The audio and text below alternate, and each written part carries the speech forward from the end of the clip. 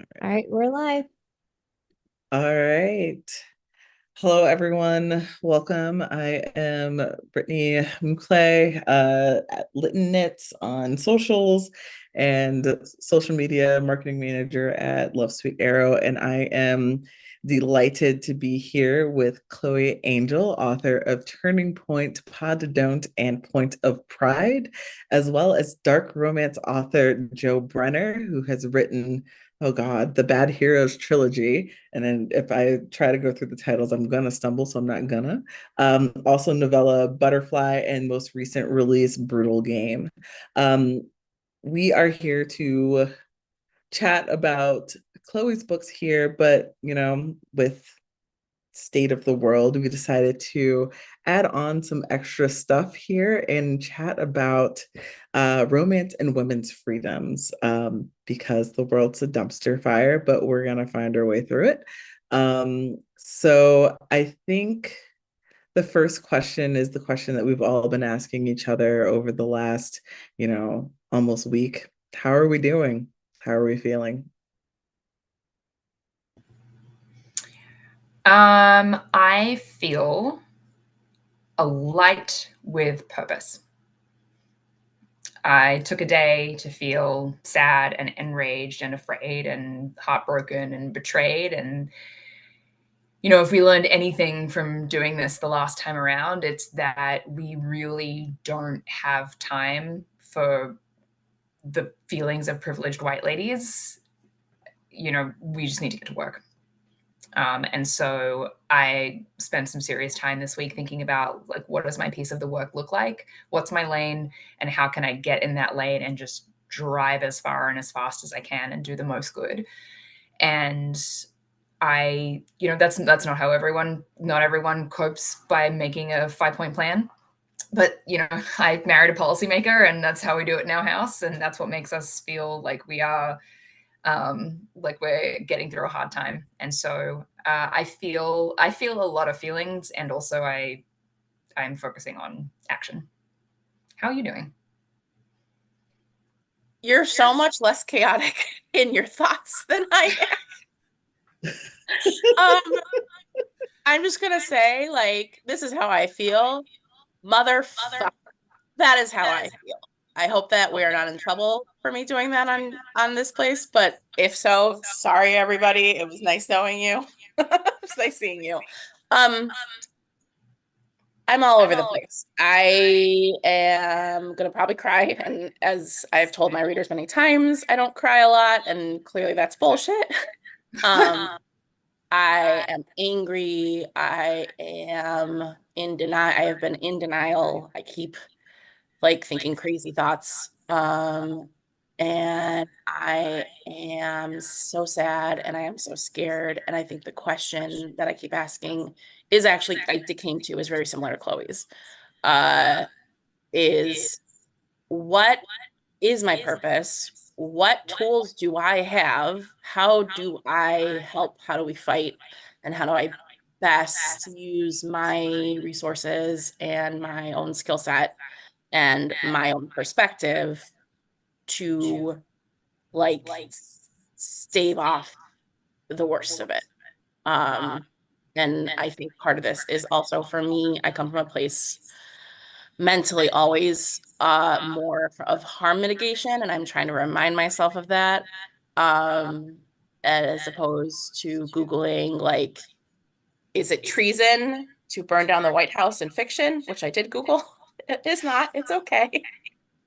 At least for now. I mean, And Roland Emmerich did it. Roland Emmerich let Jamie Foxx and Channing Tatum do it, and it looked like a good time. right, exactly. It looked like a good time. And like so many action movies do it. So like usually it's the bad guys who do it. But you know what? I always that my whole thing is twisting who's the bad guy and who's the hero anyway, right? It's a question I like to ask a lot. I will say I'm so happy to see both of your faces right now. It's bringing me a lot of comfort. And yeah, and I think that there's just a lot I am grappling with as an author, as a reader, as a woman, as a Jewish woman, as American as a human being, in terms of like how we go forward, and also like what are the questions that we were afraid to ask that we really need to be asking now.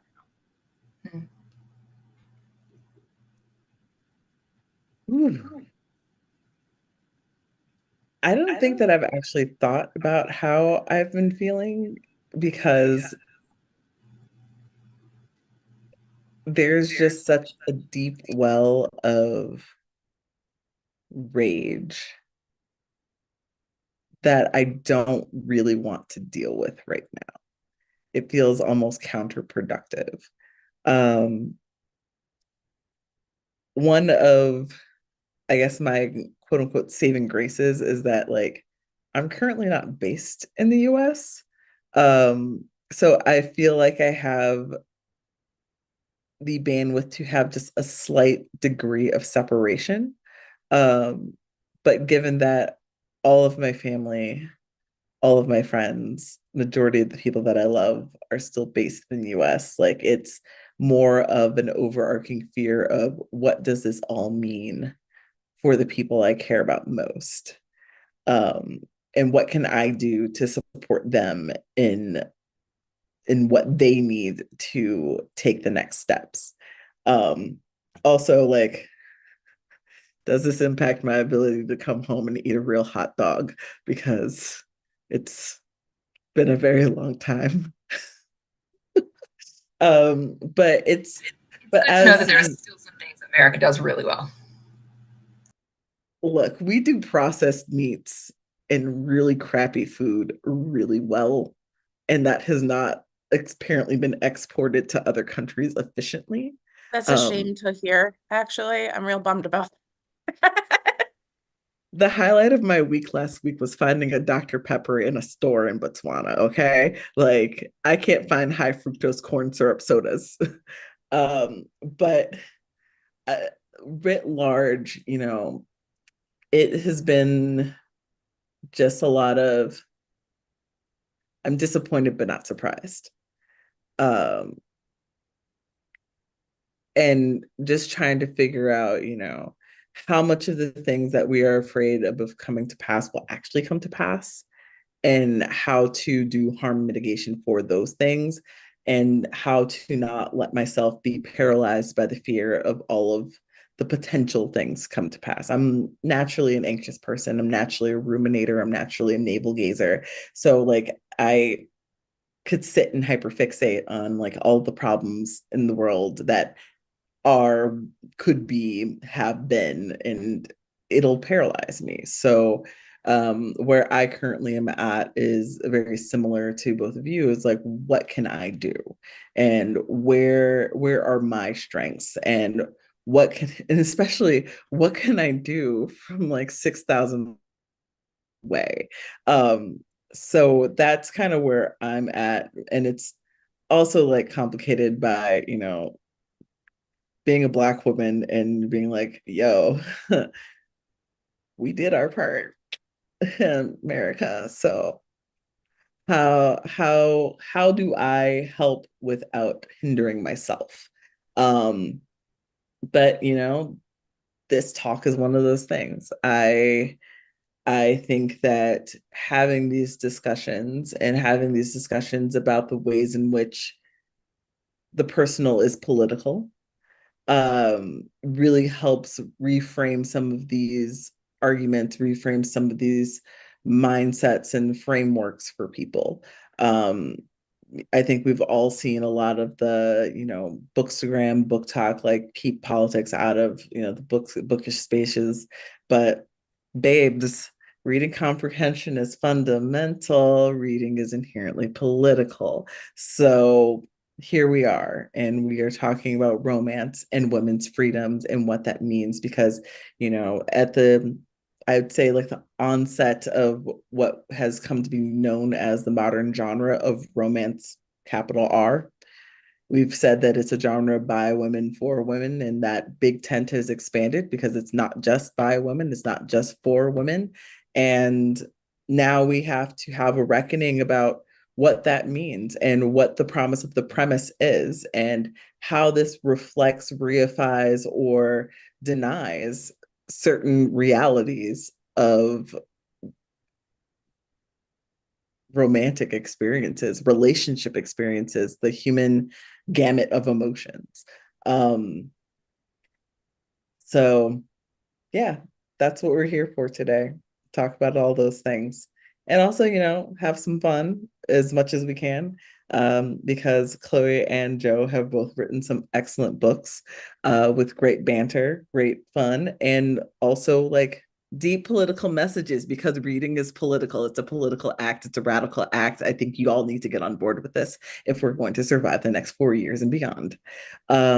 So I think my first question is for Chloe, and it is going to pertain to Point of Pride, which is her second book in the Dancer Down Under series. And we are currently staring down the barrel of a bunch of shit related to reproductive rights and women's health. Point of Pride deals with a female main character who suffers from pelvic floor issues and cannot have penetrative sex without extreme pain. And I think my first question is, how would Carly react to this week in general? With lighter fluid and a pack of matches. Yeah, I mean, she's a, it's funny. I thought when I started writing her in the first book, where she's the best friend, I thought she was a burn it down person. And then, writing her own book, her own love story, and trying to figure out how she has managed to survive in the ballet world for her entire childhood and her entire career, despite being, a hothead, and a sort of an act first, think later kind of person. It was a real exercise in how do we exist within restrictive hierarchical systems, right? Because that's what ballet is. It's a restrictive hierarchical system. It's a deeply traditional, deeply patriarchal system.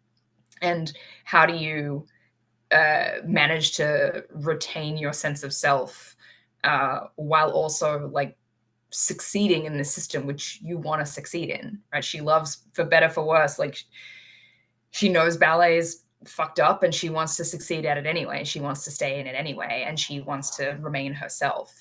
And so much of her decision to stop having sex that hurts her and only have the kind of sex that feels good to her is a part of sort of reclaiming bits of herself that she has sort of willingly sacrificed at a great cost to herself. And so she's not, maybe she's not a pack of matches and a lighter fluid girl in this instance, but she like doesn't have any problem accessing her rage. I can say that, and it was a really interesting exercise in writing a character who has sort of hurt herself for a long time, agreed to pain for a long time, consented to pain for a long time, and then has finally said, I'm not doing this anymore. And who then, for readers of the book know, readers who are curious about the book will find out, tons of hot sex in this book, but there's not a single conversation about contraception until the end, when she finally gets clearance from her pelvic floor PT to have penetrative sex again, because there's a lot of sex you can have that does not carry the risk of pregnancy, and she and Nick have a lot of it. Yeah, they do.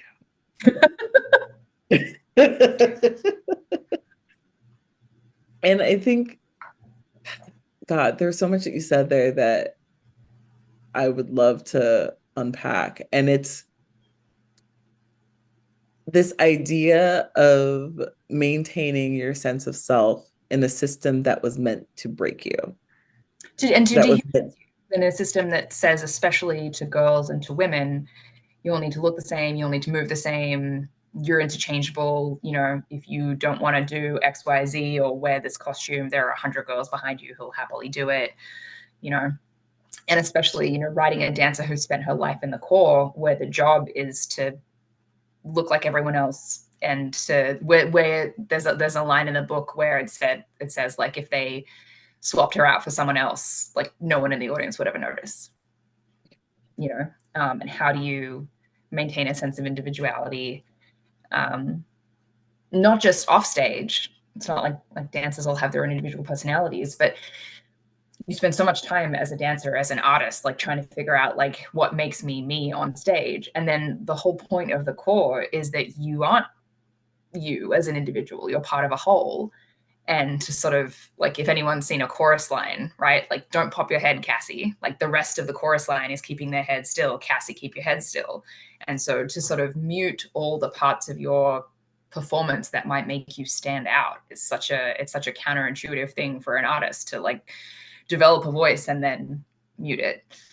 And then of course, if you get promoted, you're suddenly expected to like know how to shine as an individual on stage. The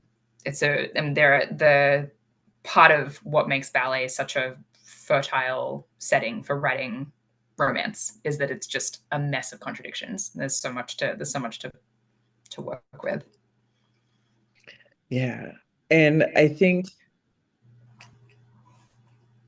that, you know, some of the viewers here may be a little surprised that, you know, we've got a romance reviewer, we've got someone who's been writing ballet romances, and then we have dark romance here. But I think that there's a lot of actual overlap between the two, because there are a lot of conversations about, you know, who is allowed to be an unlikable character, who is allowed to have depth and a multitude of dichotomies within themselves. Like, what does a strong female character look like in the face of a patriarchal system? And how does one, in a society where you're meant to blend in, deal with, you know, having an individual voice, having a individual, you know, vision for their future, and move forward in that? And I think that, you know, Carly, and in Joe's most recent book, Brutal Game, Aviva, I think both these characters have this like deep-seated rage at a system that has constrained them and the ones that they loved. And they have obviously very different ways of dealing with it. I don't think that Carly has actually burnt anything down. Spoilers. Hey, we're talking about the patriarchy. I'm not giving spoilers. There's no spoiler. Good point. Fair point. Continue. I think that, you know, they all react differently, but the core of it is the same. The core of it is, how do I maintain myself in this system that is meant to make me something else? And Joe, I think my question for you would be similar to my original question, is, you know, how would Aviva react to, you know, the news of this week? And, you know, what about her character would resonate with everyone's feelings this week? You know, it's funny. I've been sitting and I've been thinking about all my characters, what they would have done, what they would have done differently, what they're doing now. I have a whole list in my head. It's like a spreadsheet. And I wrote 3 very different women, 2 of whom are much younger than the first. And they all would respond very differently. But my question wasn't even that. My question was like, who would have been the most surprised? And who would have been the most, of course, this was going to happen? And Aviva, I believe in her bones, would have known.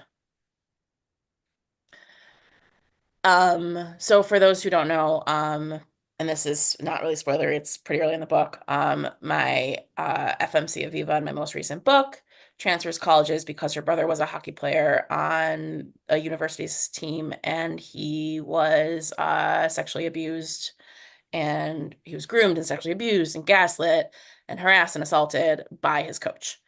And when he tried to speak up, because, by the way, I mean, I think people don't think about this aspect of it too, is that men are also victims of abuse and trauma, or survivors of abuse and trauma. He ends up basically being kicked off the team and ends up dropping out of school. And so she decides to go get what she goes back and forth between, and I did too when I was writing, is like, is this revenge or is this justice? And what's the difference? And because Aviva knows how these things play out, and she knows how hard it was for her to fight to get her voice heard and to do the right thing, and the shit she put up with and how resilient she had to be to get there, she knew what the outcome of this election was going to be. I think more than I did, quite honestly. She kind of, like, when you have those characters and conversations with your characters that sound a little crazy, she was like, girl, what were you thinking? Of course, this is how it was going to go, Joe. So I think that's part one.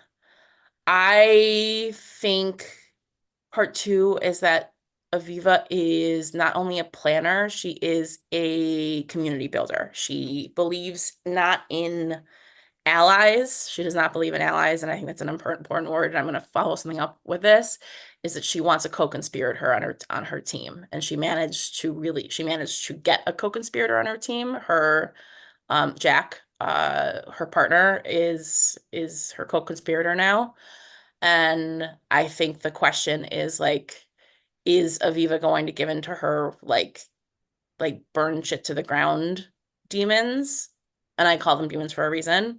Or is she going to say, how do we get more, quite honestly, more men to sign on with us, because we can't fight this fight alone? And I also want to clarify that, like, I mean, like, versus like women and people of marginalized genders, and then cis men. And I think that Aviva really sees, and what I too see, is that, like, we cannot fight this alone. We need men not to be our allies. We need them to get deep and dirty with us into this quagmire.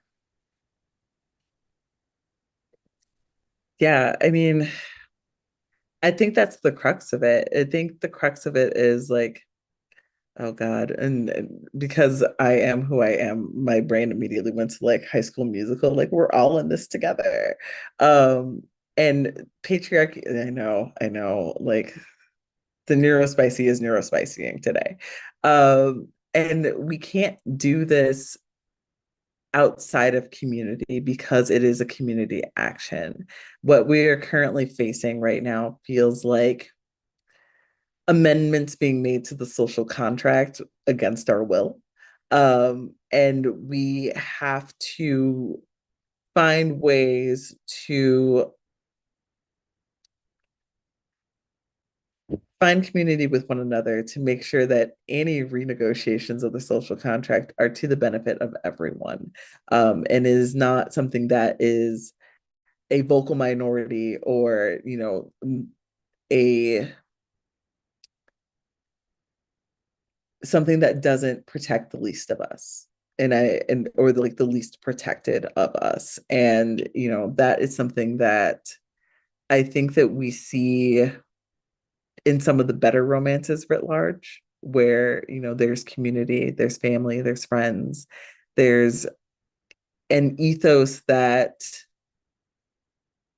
while love may not conquer all things, it makes a hell of a lot of things possible. And I think that as we are reading the books that have been currently put out, we may be seeing some echoes of that because we're seeing some books that were written and conceived during the pandemic. And we saw a lot of coming together in community there. We also saw a lot of deep-seated loneliness and rage and fear, because we've been in unprecedented times for a long ass time. And quite frankly, I would like to return to precedented times, please. But I think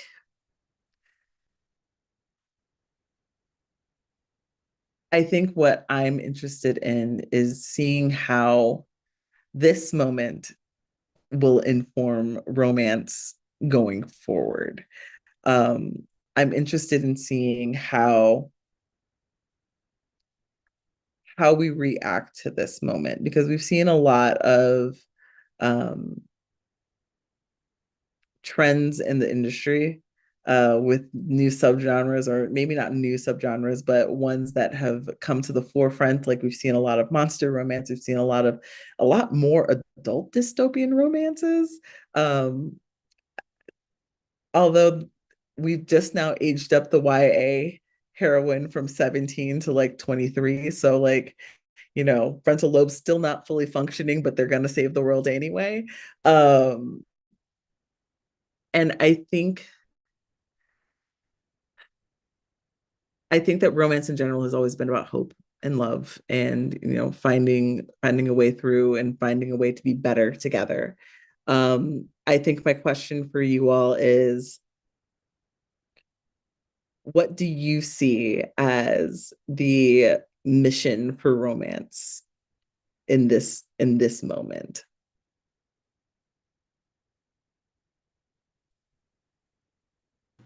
It's twofold for me, and one happens off the page, and that is I have never experienced positive community around an art form like I have experienced the romance community. You know, I think, and it's born of a sense of being like a looked down upon minority, which is where a lot of solidarity comes from. I mean, people like you, Brittany, and I think you too, Joe, who came to the genre before it was on the upswing and becoming mainstream, have like a sense of identity as a romance reader that comes from being shat on by the wider culture. And that has really cemented a really strong community among romance readers. And now there's this new, very, very big influx of romance readers, some of whom I think can still remember when romance was a punchline, and some of whom have only ever known it as like women talking on TikTok about reading smut openly at work. But I think that sense of community, like you see it in Fated States phone banking. You see it in Romancing the Vote. You see it in, Romance for Maui or for Appalachia or for, all kind or for Palestine. Like you see the romance community coming together off the page to do real stuff in the real world. And I think there is going to be a huge need for those kinds of actions from romance readers and romance authors.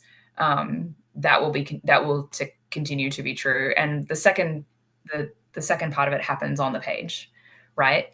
And it happens with authors giving their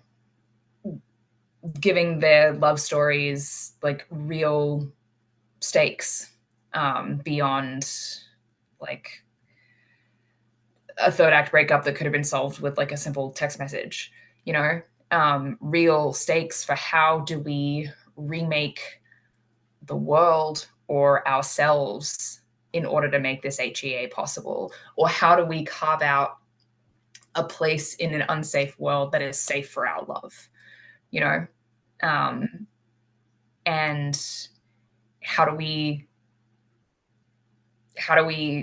find a love for ourselves that gives us strength to face the world outside of it, right? These are all questions that well-written romance novels ask. Like this is what Cat Sebastian is doing with like gay men in New York in the 1950s, right? This is what Alyssa Cole is doing with like free Black spies for the Union, in her Loyal League series, right? Like, how do we remake the world or remake our communities, or how do we make the world safe enough so that we can get the love and the comfort that we deserve at the end of a romance novel? Because it can be done, right? It can be done on the page and it can be done in real life. And I think as romance authors, we owe it to our readers to remind them of that over and over again. It can be done.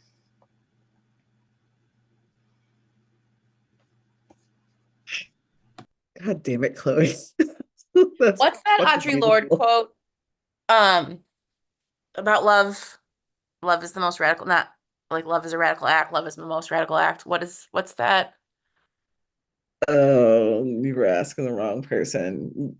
Like, but I get where you're going with Wait, but this. I need, but it's gonna like annoy the crap out of me if I don't. Hold on one second. If she's not saying Audre Lorde, it's going to annoy the crap out of her. So I just want to be clear. Yeah, no. Um, Yeah, well, she said black love is a radical act, but like love yeah. is a radical act too. I do want to put contextualize it because I think that that piece gets lost a lot. But for me,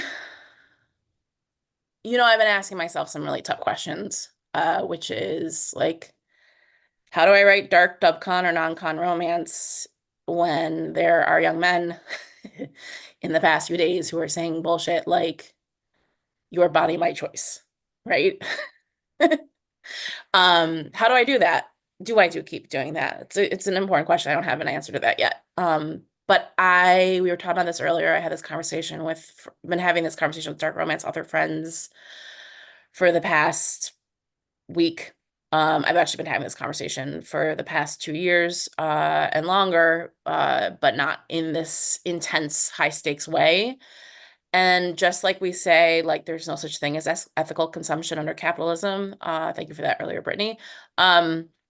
There, in my opinion, like the question I always ask in my books, because the question I always ask myself is, what does consent look like under the patriarchy? And I think the bigger question is consent really consent in a patriarchal world? And I think that's a question that still needs to be asked. I think questions asked in a lot of different ways. I think it's answered in a lot of different ways. And the thing about dark romance that I've always loved, even though it's haunting, is that a lot of the time the answer is there isn't. And how do you find your power? How do you find your peace? How do you find love in a world that does not allow you for that 100% consent in when the power dynamic is that skewed and flawed? So I think as far as the work goes, I agree, first of all, completely with Chloe that like there's a lot of work we do off the page. There's work that's been done for so long that deserves to be recognized. There's work that we're going to keep doing. Quick shout out to some friends of mine because we're putting together a dark romance anthology to raise money for reproductive rights right now, for instance, like because I am what my therapist calls an approach coper, which means that as opposed to being able to sit down and read and I wish I could do that, my brain is always trying to problem solve and fix things and come up with some solution, whether it is actually helpful or not, because I at least feel better. I do think this is helpful, but so I think that there's a lot of work that needs to be done, and it's going to be done. And I think that's going to involve people being accomplices to each other, not just allies. It's going to involve a lot of people who like to be the one who talk the most and center themselves, to take a step back and listen. I think it's going to require kind of a reckoning in our community, the romance community writ large, about a lot of infighting that we have all the time and a lot of drama that we have all the time when a lot of us probably deep down agree about the same things. And like, it might be time to just sort of put a lot of that bullshit aside and roll up our sleeves and get to work, I hope. And so I think off the page, there's a lot of work that's being done and there's a lot of work that can be done. And then there's the writing aspect of it, which is like, for me, has always been like Aviva is really important to me, and Tova, my next character, is especially important because she's a journalist and her entire purpose in life is speaking truth to power. And I think that that is something that I'm going to continue writing in, and I'm going to continue writing in dark romance because it allows me to ask questions that I've just never been able to figure out how to resolve in other genres, and to keep writing it well to make sure that those points stick, because I think it's really important to write them well. Otherwise, a lot of this gets lost in the shuffle. But the third part of it is I think that like there is, and I'm going to be really frank right now, there's a lot of bullshit among white women readers, especially about amplifying and saying like, read BIPOC authors, read queer authors, read this, and then they don't read.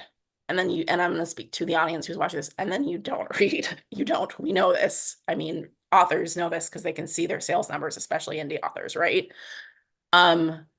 And it has to do with amplifying not only queer and Black and Indigenous and Latinx and Asian authors. I'm like purposely trying to break up the BIPOC because I think that's been part of a problem for a while. Um, but and differently abled authors and Jewish authors. I'm begging people to please read Jewish books too, that look, we don't get left out of this conversation because we often do, and it's really fucking frustrating to me. But I'll put that aside for the moment. Read Muslim authors, read everybody, and actually read their books, and don't read them because you feel like you have to. Don't read them because you feel like it's like the broccoli that you need to read when you go eat your chocolate cake later, but realize that like we're all writing great books out here that you're going to love just as much, and you can yell about them just as much, but also making sure that the authors that we're amplifying how do I put this? That we're amplifying the authors who are saying the things that need to be heard. When I was in grad school, I'm going to make a caveat to this. I was told time and time again, a message isn't a story is a story. Like you can't like a political message is not a story. Like the number of white male authors who told me this when I was getting my MFA, like they told me that so many times. And that is bullshit. That is complete bullshit. Thank you. But characters are a story. People are a story. Love and pain and angst and drama and wanting things that you either get or don't get, and real life stakes, those are a story. And that's where the politics come in. And that's where the personal as political comes in. Is I know that there are a lot of people who don't think of their reading as political, but there's no way to live in this world and look at a word on a page and for it not to be political. The choices of what you're reading are political, like the choices of what that author wrote, whether they're realizing whether what they wrote was political, like the personal is always political. And I don't even necessarily Can I jump in and add yeah, a sorry, I'm rambling. level to that? Mhm. The choice of of that author getting published, right? Of that author getting represented by an agent, of that author getting a book deal, of that author getting well edited by their publisher, getting marketing money from their publisher, right? Everything that ends up on a page happens as a series of choices, some of which are made by an individual author, some of which are more institutional. And, you know, I am 100% in agreement that like books by marginalized authors are not the broccoli before or after the chocolate cake.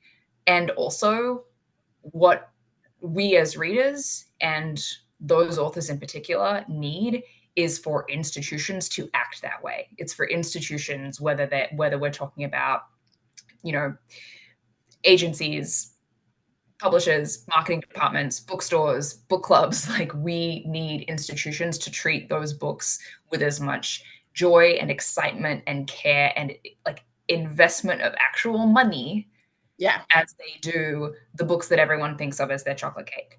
And, you know, these are not individual, like these are systemic problems that cannot be solved by individual authors and they cannot be solved by individual readers. We can do our part.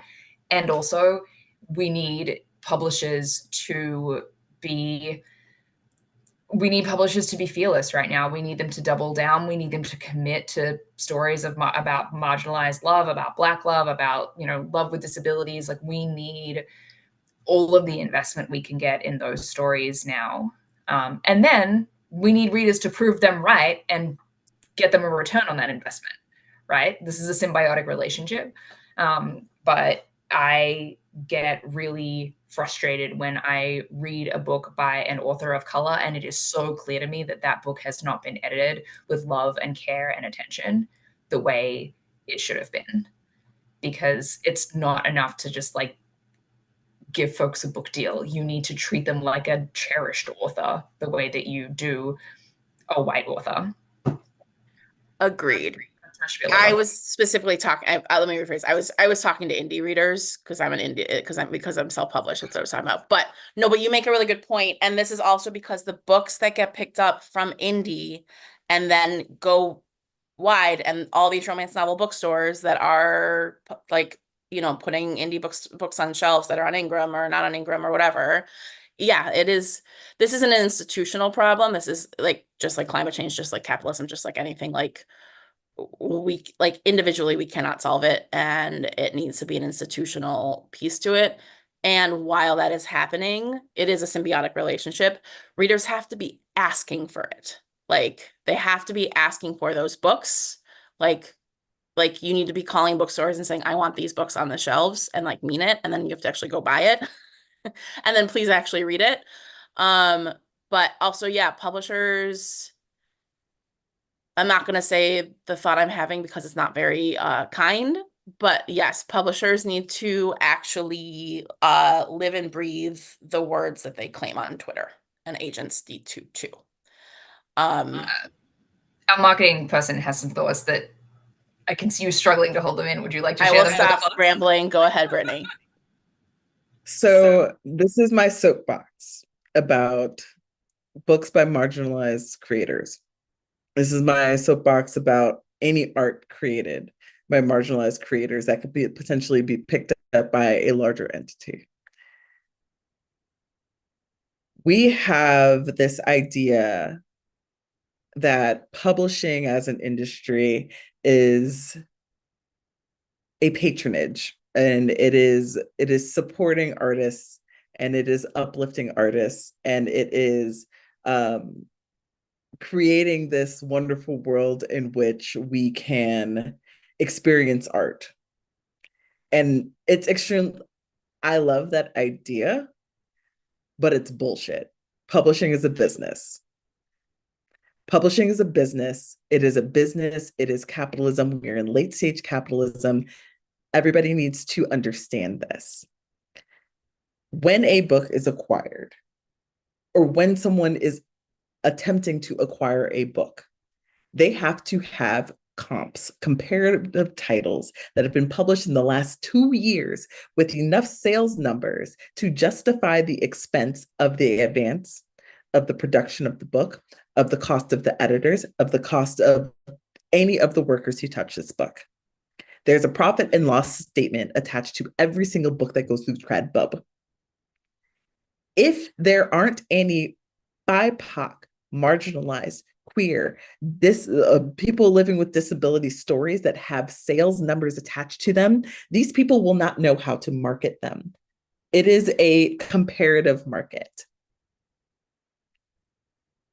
Which is why readers get marketed to as, if you love this author and this author, you'll love this book. Right now, imagine a world in which those first two authors do not have books that you were able to read.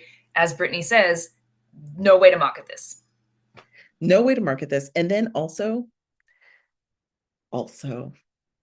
let's remember that publishing is by and large an industry that at the top is extremely white, is extremely wealthy, is extremely blinders on.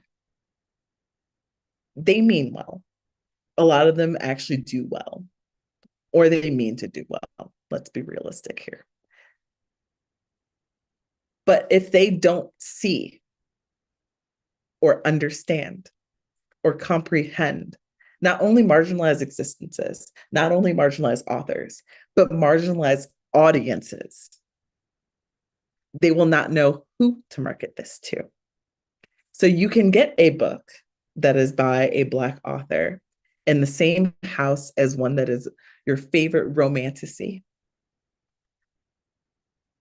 But if the marketers involved, if the directors of marketing involved, if the editors involved are not in community with the audience that actually needs to see this book, that audience will never find that book.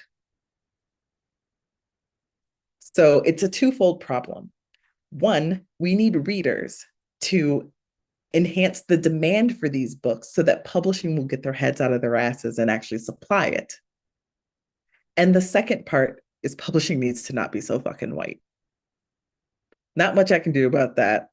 Not much any of us can really do about that, except for support initiatives for BIPOC people to enter into publishing. But then there's the issue of, will they stay in publishing? Because again, it is a very white institution and there's a lot of internalized biases that exist. But there are publishers who are doing the work. There are publishers who have, BIPOC editorial programs. Sourcebooks does have one. And they actually will pay you to learn editorial. And they have a mentorship program where they will let you work on actual live editorial projects. And you can gain the skills to then take somewhere else. So there are places that do the work. But now the issue is making sure that those same people who graduate from these programs actually get jobs in the industry, actually have the ability to make change. So it's actually got paid well enough that they can stay in the industry. that part. I also want to say, unionize your workplaces. I also want to say, we are delivering all of these exhortations at the beginning of a period in which I think we're going to see a real crackdown on diversity programs of all kinds, not just at publicly funded institutions, but also I think we're going to see the private sector respond to, I think we're going to see a real pendulum swing away from whatever progress, halting and reluctant as it has been in the last 4 years, especially. There's going to be a real look. This election is going to be understood as a rebuke of the left, and as a rebuke of diversity and identity politics. And I think industry, including publishing, is gonna and retail, frankly, is gonna respond accordingly. And it's too early to say what exactly that's going to look like and how far it's going to go. But it is also entirely possible that what we have now is as good as it's going to be for a while, and that's really depressing. And I'm sorry to be the downer in the room, but I think this country just took a hard swing to the right, and that's going to be reflected in culture, in industry, to say nothing of policy. And we're not even talking about the elephant in the room, which is our books with sex that talk about sex in any way going to get published in the next however long. I think that's the piece that we haven't even addressed because we don't know the answer to it yet. But I think that there was a referendum on that question too. And obviously there are groups that fight that. There's Authors Against Book Bans. There's all support your libraries people, et cetera, et cetera. But I think that there are a lot of fronts that we have to fight this literal war on. And how do I say this in a non very bleak way? Just say it in a bleak way. Okay, I think we're fucked. I think we're fucked. I think I think that bookstores that want to carry books with sex in them are fucked. I think that publishing houses that have the best of intentions, let's at least just say, to promote and bring in talent that is not just white women and white men, are fucked. I think that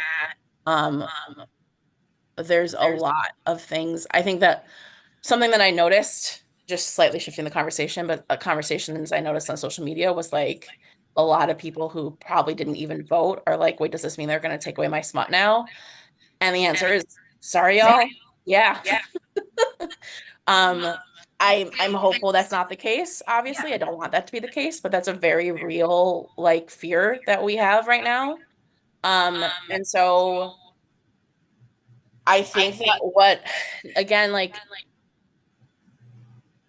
just like all kinds of organizations right now are talking about like how do we do what we do best that we want to do when the um the world around us isn't going to let us. I think that a lot of different groups are having this question. I think we have to have that question too.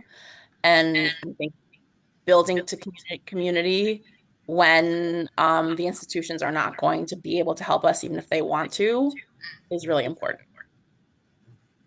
Yeah, I mean, I think realistically, no, to answer those non-voters on TikTok, no, they're not going to take away your smart immediately, but they are going to take away, every piece of even vaguely sexually relevant LGBTQ literature in any publicly funded institution. And like that's gonna extend beyond fiction and into nonfiction as well.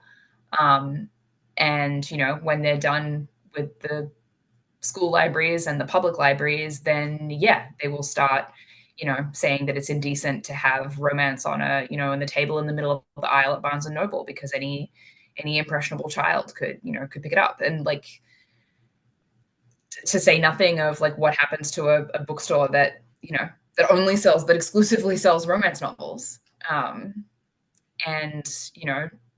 no, they're not going to come for your smart immediately, but that doesn't mean that you shouldn't be like getting ready to defend the stuff that they are going to come for, because when they're done with that, yeah, they are going to come for your smart.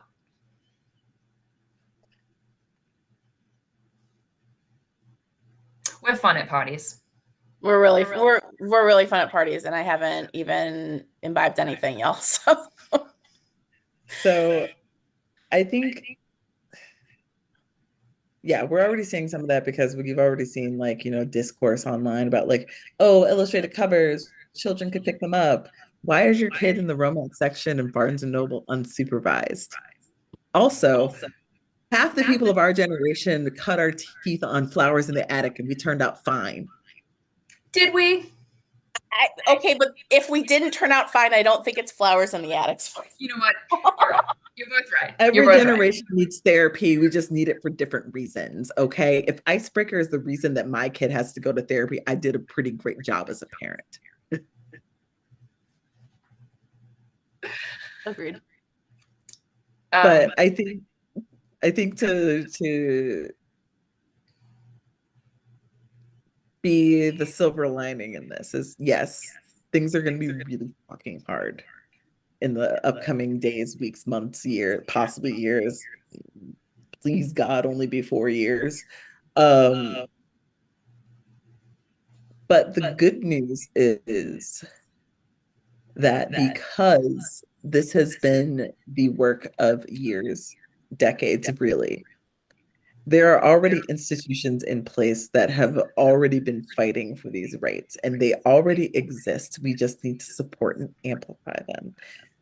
As much shit as I've been giving publishers on this call here today, they have been working night and day. Their legal teams have been working night and day to fight against book bans, to impress upon the federal judiciary that censorship is not the way.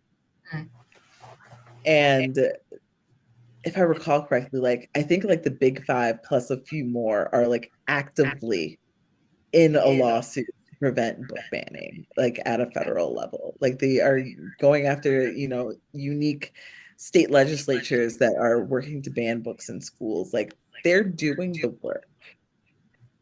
The work is already in place. It's just that now the other side is just going to be fighting a little bit harder.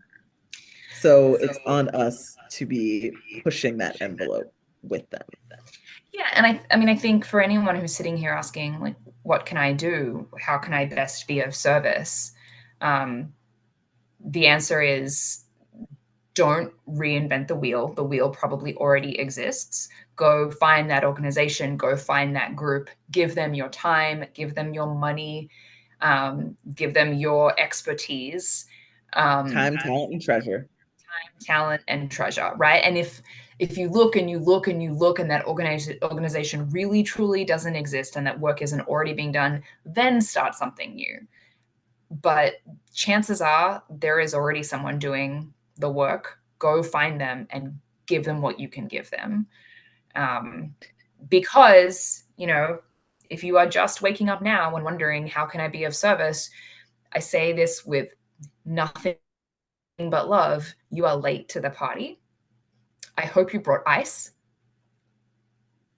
Get to work. At least some napkins, Jesus. I have a baby waking up from a nap and a slow cooker timer going off because I'm a Midwestern mom now. So those are two phrases that I get to say on a Sunday afternoon. Can I close with my like silver lining and then Yes. bid these wonderful people goodbye? Last time this person was elected, I became a romance reader. I became a romance reader for real in 2017.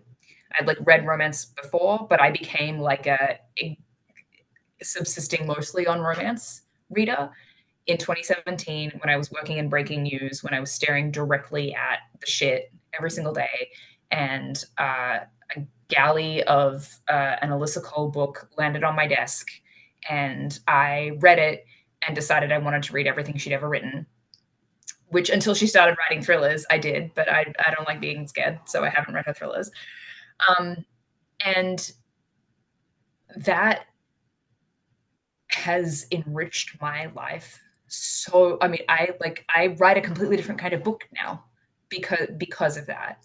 And I have all of these new friends and all of these new author friends who live in my head. Like in my head, I'm friends with Kate Claiborne because she's like done such wonderful things in my life.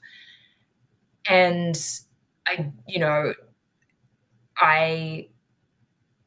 could not have imagined. There are so many things that happened over that 4 years that I couldn't have imagined that were terrible. And there were also like good things that happened because of how I chose to respond to that moment. And so I know that we will look back on our choices and there will be seeds planted during this time that yield something like nourishing and beautiful, that will last beyond this time. And so that's what I'm thinking about. Silver lining. I got it.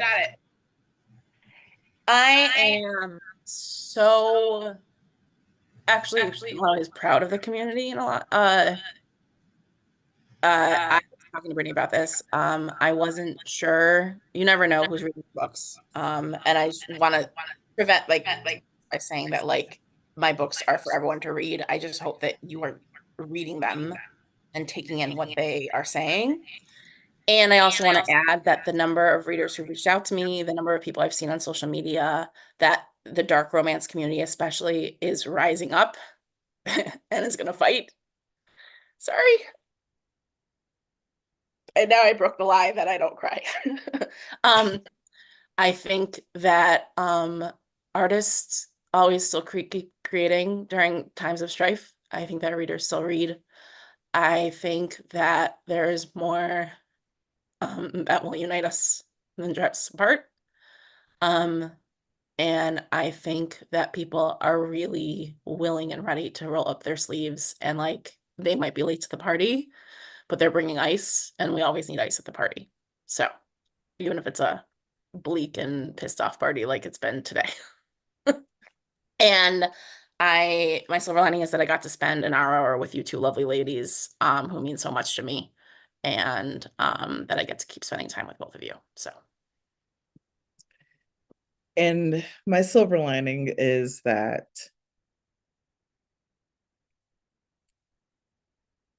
in times of chaos and fear and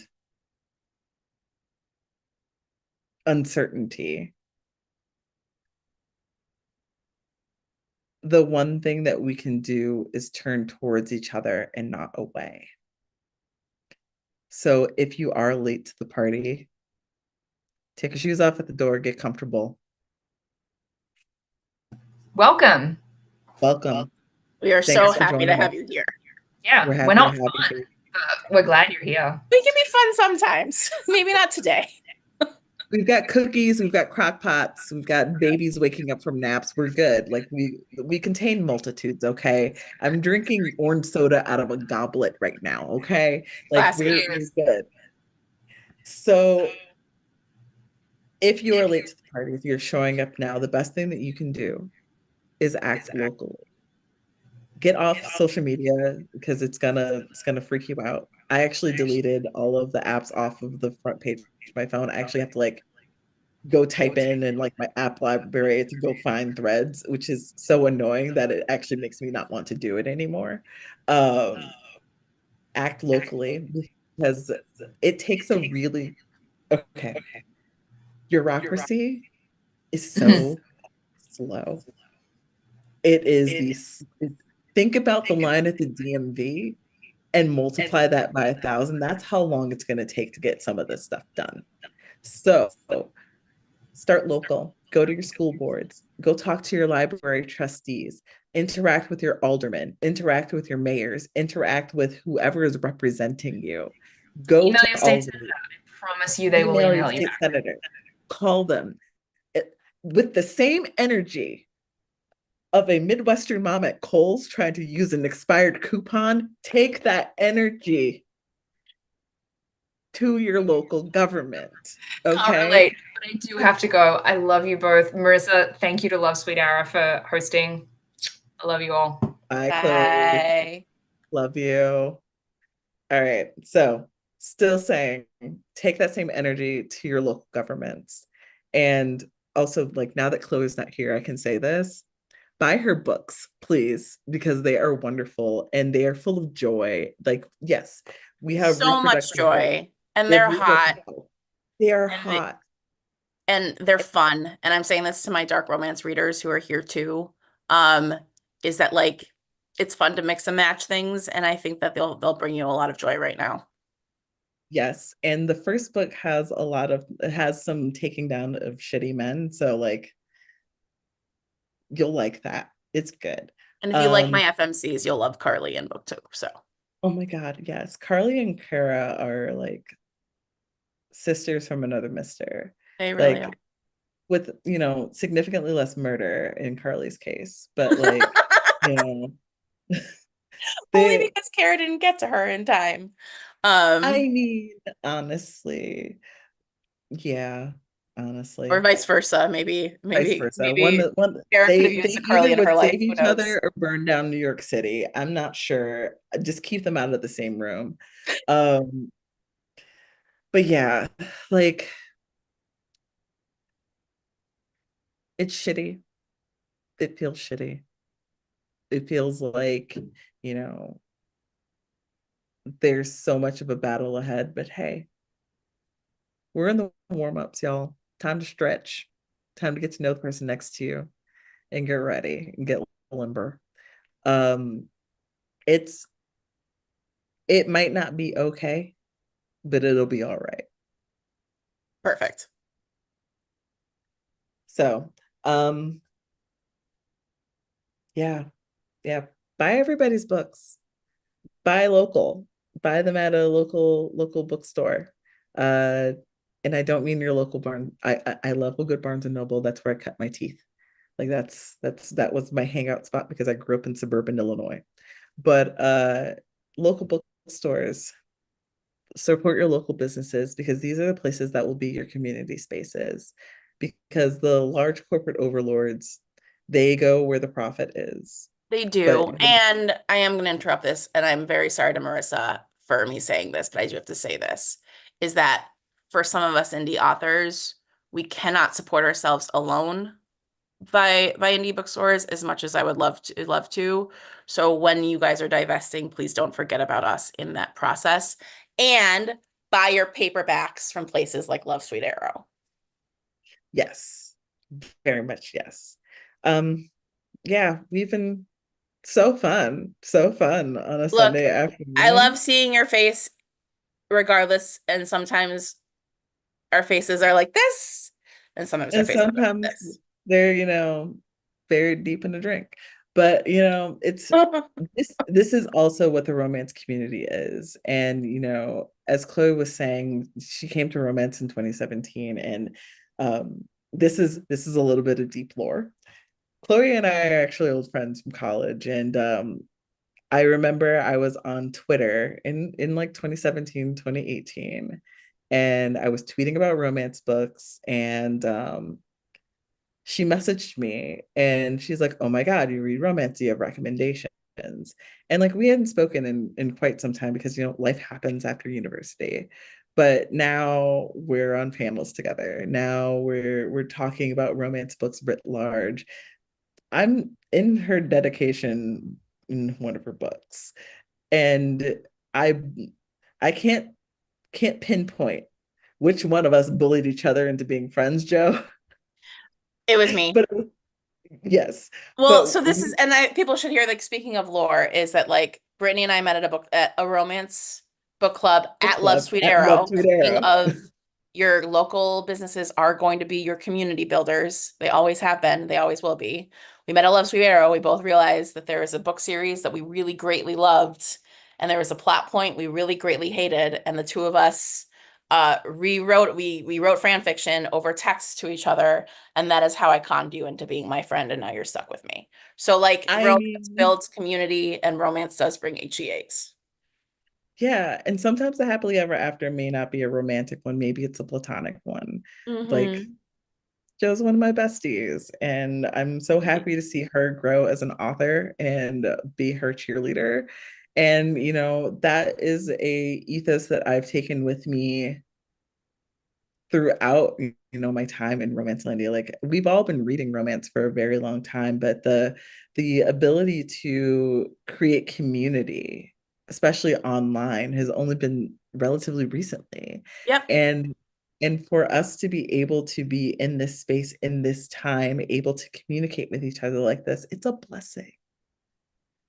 Like it's a blessing. Like I remember 2016, I was just staring at my husband in like shock. And I felt like, there wasn't a place for me to go to talk to as much. But now, like this time around, like between DMs, group chats, discords, uh, like we're You have not alone. community. And for those of you who haven't found your romance community, you will. If you're looking for one, reach out to me and I can direct you in places. I'm happy to. DM me on Instagram. But Yeah. like, you find your friends and you find your community, because we are the genre of hope. We are the genre of hope. That's what romance is all about. It's about creating a better reality, a better future, a better you through love. Mm-hmm. And on that note, I And also have to go. Sorry. yes, I can so hey, we're all here, we're together, and we're gonna get through this. It's gonna be fine. not gonna be Well, okay, if not but it's gonna fine, be all right. then yeah, it's not okay, but it's gonna be all right. Right. Bye, So everyone. happy reading, y'all. Buy your books. Oh, yeah. Just so you guys know, there is still a sale going on at Love Suit Arrow on like everything in the store. It's like 15% off with code Take Care. So like if you want to buy Joe's books, if you want to buy Chloe's books, please do. Yeah. Thanks for joining us. Thanks, And everyone. Thank you, Love Sweet Arrow. And I love you, Brittany. I'll talk to you in probably 2 minutes.